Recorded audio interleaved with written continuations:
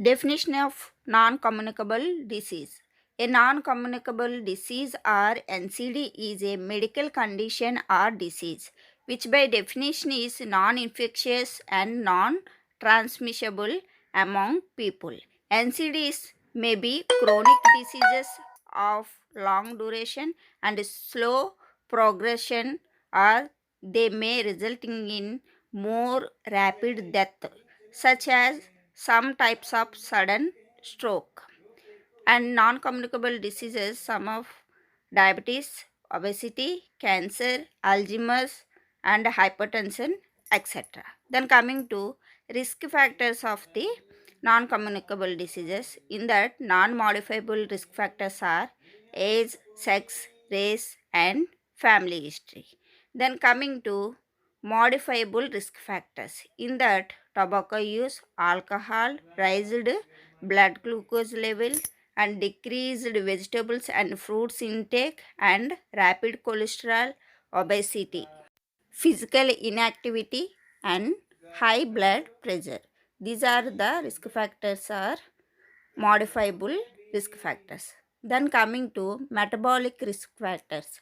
Metabolic refers to the biochemical process involved in the body's normal functioning. Behaviors modifiable risk factors can lead to metabolic or physiological changes. WHO has prioritized the following four metabolic risk factors. It includes raised blood pressure, raised total cholesterol, elevated glucose, overweight of the body. Then coming to the causal chain explains the risk factors approach for surveillance of non-communicable diseases. In that, behavioral risk factors are tobacco, alcohol, physical inactivity, nutrition. And coming to physiological risk factors, body mass index, blood pressure, blood glucose, and cholesterol. This leads to disease outcomes, heart diseases, strokes, diabetes, cancer, and respiratory diseases. Socio-environmental factors, in that rise in life expectancy and increasing number of senior citizens, and changing lifestyles, faulty diet, alcohol intake, sedentary life, obesity, stress, and tobacco. Exposure to environmental risk factors, that are air pollution and increasing pollution. These are the risk factors of the non-communicable diseases. Then coming to hypertension. Hypertension is the one of the most common disease worldwide affecting human being. It is most common modifiable risk factor for coronary heart disease, stroke, and congestive heart failure, and end stage renal diseases, and peripheral vascular disease. Then coming to definition of the hypertension. Based on the recommendation of 7th report of JNCs of the preventing, detection, evaluation, and treatment of high blood pressure. Then coming to definition of hypertension. Hypertension is defined as a consistent, constant elevation of systolic or diastolic pressure above 140/90 mm of Hg. And coming to diagnostic criteria of the hypertension. In the blood pressure category, normal blood pressure, systolic blood pressure is 120 and diastolic blood pressure is less than 80. And blood pressure is elevated more than 120 to 129 systolic blood pressure, and diastolic blood pressure is less than 80 is elevated. And high blood pressure is also called as the stage 1 hypertension. That the blood pressure is 130 to 139 is systolic blood pressure, and diastolic blood pressure is 80 to 89. Then high blood pressure, this is stage 2. In that 140 or higher blood pressure of systolic blood pressure, and 90 or higher diastolic blood pressure. Hypertensive crisis are stage 3 hypertension is higher than 180 mm of Hg systolic blood pressure, and higher than 120 mm of Hg diastolic blood pressure is called the hypertensive crisis or stage 3 hypertension.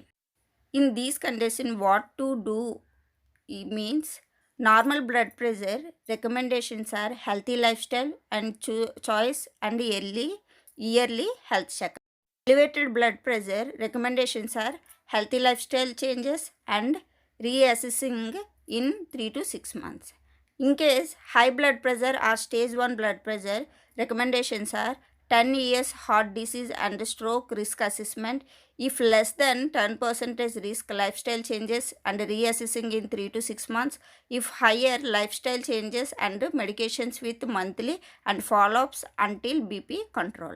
In case high blood pressure, that is stage 2, recommendations are lifestyle changes and 2 different classes of medications with monthly follow-ups until BP is control is recommended in stage 2.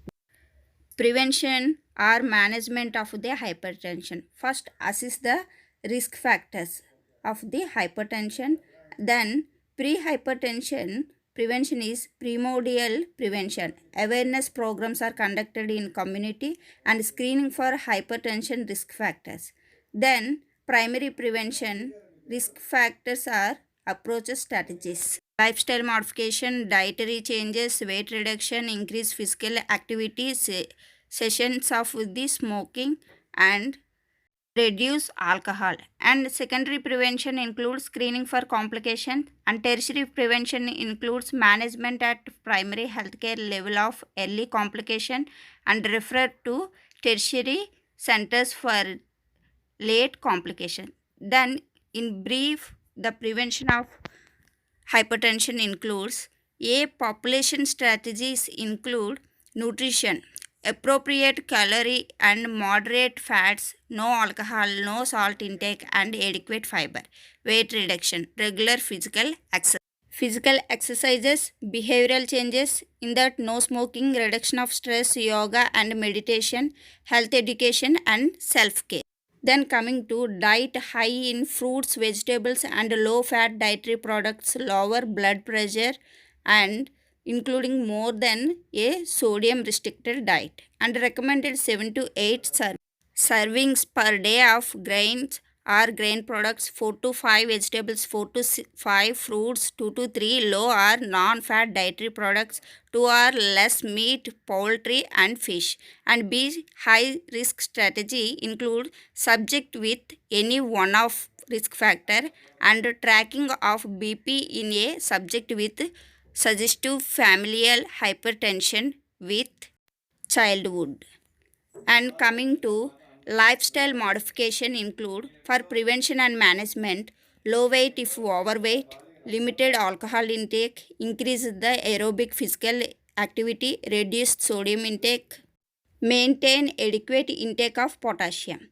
For overall and cardiovascular health, maintain adequate intake of calcium and magnesium, stop smoking, reduce dietary saturated fat and cholesterol. Then coming to guidelines for improving adherence to therapy. Be aware of signs of non-adherence and educate the patient about the disease and therapy and establishment of goals of the therapy. Encourage a positive attitude about achieving goals. Maintain contact with the patient. Encourage lifestyle modification. Keep care inexpensive and simple. Then coming to secondary prevention include early diagnosis and case detection. Screening of population in the absence of symptoms. Example, every individual should go for at least once a year for BP checkup. Like every European who go once in 2 years. Mass screening is fruitless. Evaluation of patient with documentation of hypertension has 3 objectives include assess the lifestyles and identify other CV risk factors or concomitant disorders that affects the progression and guides treatment and review the identifiable causes of high BP. Assess the presence or absence of target organ damage and CVD. Then secondary prevention include laboratory tests, routine test, electrocardiogram, urinary analysis, blood glucose and hematocrit, sodium, potassium and creatinine, the corresponding estimated GFR and calcium and lipid profile after 9 to 12 hours fast, that including high density and low density lipoprotein, cholesterol and triglycerides.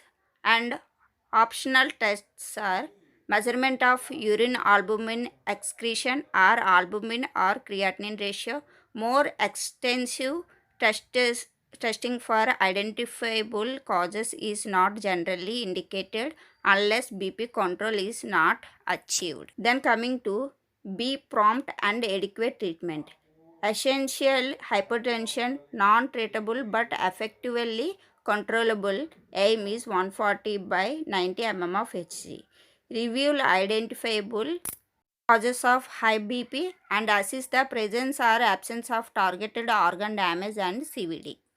Then classes of antihypertensive drugs are ACE inhibitors and adrenergic inhibitors, angiotensins 2 receptors blockers, calcium antagonists, and direct vasodilators, diuretics. Coming to drug therapy, a low dose of initial drug should be used, slowly titrating upwards, and optimal formulating should provide a 24 hours efficiency with once daily dose with at least 50% of peak effect remaining at end of 24 hours, and combination therapies may provide additional efficiency with fewer adverse effects. Coming to secondary prevention, patient complaints. The most effective therapy prescribed by the careful clinician will control hypertension only if patients are motivated. Motivation for drug adherence, following diets, and executing healthy lifestyles and regular follow-ups. Motivation improves when the patient have positive experience with and trust in the clinician. And empathy builds trust and is a potent motivator. The physician's judgment of patients' cultural beliefs and individual attitudes in formulating therapy is most important. Then coming to tertiary prevention include follow-up and monitoring. Patients should return for follow-up and adjustment of medication until the BP goal is reached, and more frequent visit for stage 2 hypertension or with complicating comorbid conditions. Serum potassium and creatinine monitored 1 to 2 times per year. After BP at goal and stable, follow-up visit at 3 to 6 months. Comorbidities such as heart failure, associated diseases such as diabetes, and the need for laboratory tests influence the frequency of visit. Then follow up within 1 to 2 months after initiating therapy. Recognize that high-risk patients often require high-dose or combination therapies and shorter intervals between change in medication. Consider reason for lack of responsiveness if blood pressure is uncontrolled after reaching full dose. Consider reducing dose and number of agents after 1 year at or below goal. నా video కానీ మీకు నచ్చినట్లయితే subscribe చేయండి, like చేయండి, share చేయండి. ఈ video మీకు చాలా యూస్ఫుల్ అవుతుంది. ఎగ్జామ్ టైంలో క్లియర్గా డయాగ్రమాటిక్ రిప్రజెంట్ ఇచ్చి మీరు ప్రజెంట్ చేయొచ్చు. Thank you for watching this video. Thank you.